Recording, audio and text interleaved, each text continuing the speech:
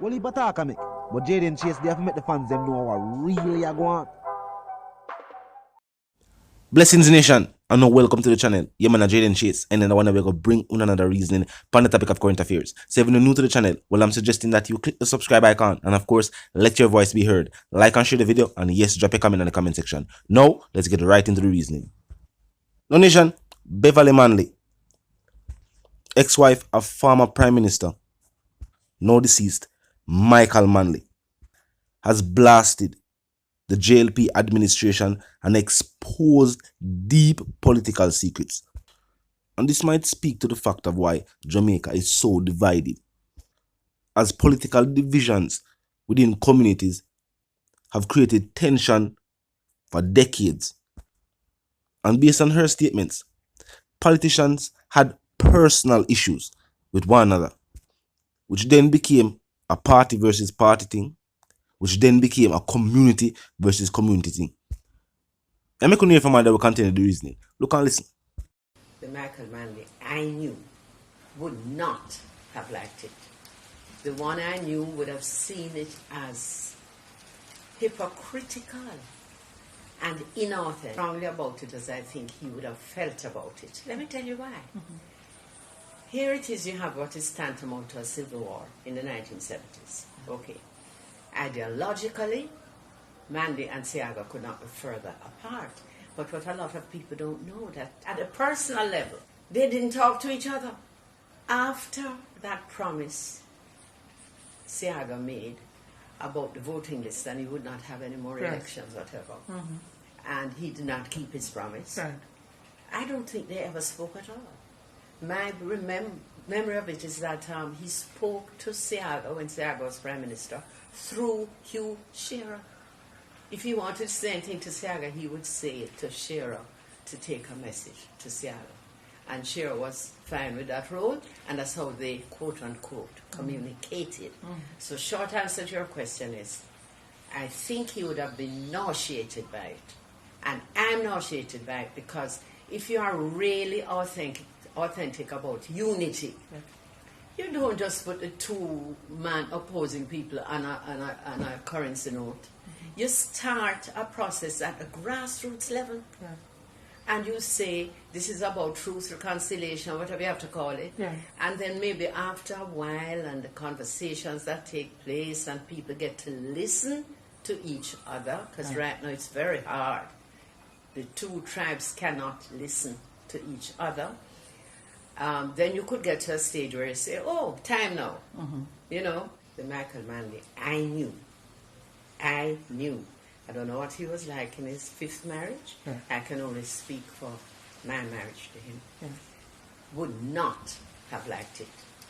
The one I knew would have seen it as hypocritical and inauthentic. Those are the two words that come to mind. Remember, this thing was tried with Bob Marley, you know. Yes. I was sitting there, live. The tension in place, tension plus excitement plus exhilaration, you know. And the two men go on stage. I would say reluctantly. Certainly for Michael it was reluctant. And he put the hands together. So what? So what? You don't have that top-down thing. You have to have a thing on the ground, and then it takes Jamaica even further along the way and so on. I'd be interested to know how Mitzi and her children feel about this.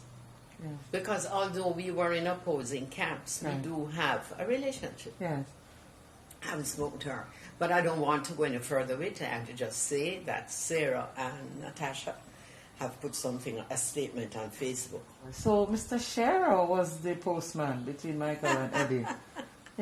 Oh, give him a bigger title than that. Oh, no. I don't know how he did what he did, but he did. Because he and Michael got on very well. I know. I know.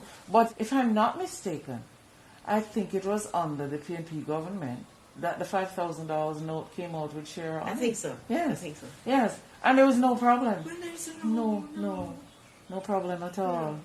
Right. It's just silly. It's like little boys playing games, you know. Yes. I think it's just such a pity. And that the Bank of Jamaica, they should have been dragged into it. Or maybe it's the other way around. Maybe it's their idea. I don't know. It's an independent bank. You know, into this kind of drama. And There's so many things that are happening in the country today, you see, let me tell you. After what? Almost 50 years of what we call struggle Yes. and advocating on behalf of the most marginalized in Jamaica. So that's what the PNP was founded for. If you look at our founding documents, that's what it says.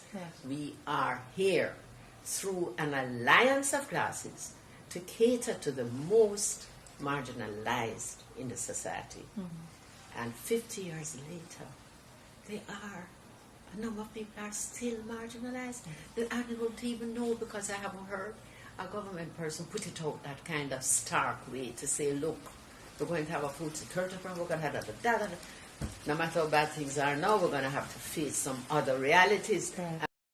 Yes, nation. And now let's continue the reasoning. Well, first and foremost, me that say, regardless of who is on the banknote, this is a sign of the economy going in the wrong direction.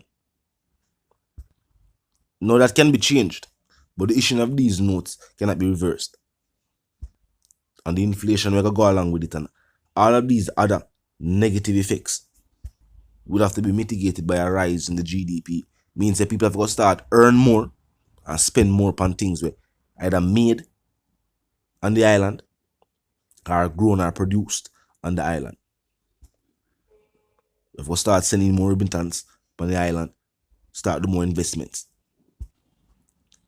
And as it pertains to the statement about the personal issues where politicians face, personal lives are personal lives, and it should never affect the business at hand. Elected officials have been elected by the people to represent communities, constituencies, and the people overall. Them personal feelings should be put aside for the greater good. Response will not like who. We are talking about policies. We are talking about legislation that now have nothing to do with personal feelings. But I know Bev don't say. She probably just want to say, yo, Bob Marley should depend on the money. Maybe she just found out and say it. But regardless of whose image is on the banknote, if cost of living is not at a level, if the minimum wage being issued is not at a certain level, if the people don't have enough to spend, save, and invest, then the economy will continue to go in the wrong direction. And no matter how much people you put on the money, and how much more money you print, and how much new banknotes are created, that not gonna help the economy. Think about it. In almost, not even almost, in all first world countries, the highest banknote is $100. We'll have to check what going over Singapore and if Singapore is considered as a first world country. But I think the highest banknote in all first world countries is $100. Then if you're gonna far than that. And an age where people are moving towards digital currencies, creating higher banknotes is clearly not the way. See it? We see the continuous fight of the entertainment sector. And now we see even the system saying that they might look to see the economy boost back from what? The entertainment sector. Maybe some more support should be given to a sector like that. Seeing the projections with them after the economy, just based on that sector being reopened. Because think about it, we always talk about tourism. Think about it. What tourists come to Jamaica for? Where them can't get a Bahamas, Barbados. You name the other Caribbean islands. You have turquoise waters and nice hotels. And the culture, and the people, the vibe with them on the island. The musical vibe, the party them, the energy there.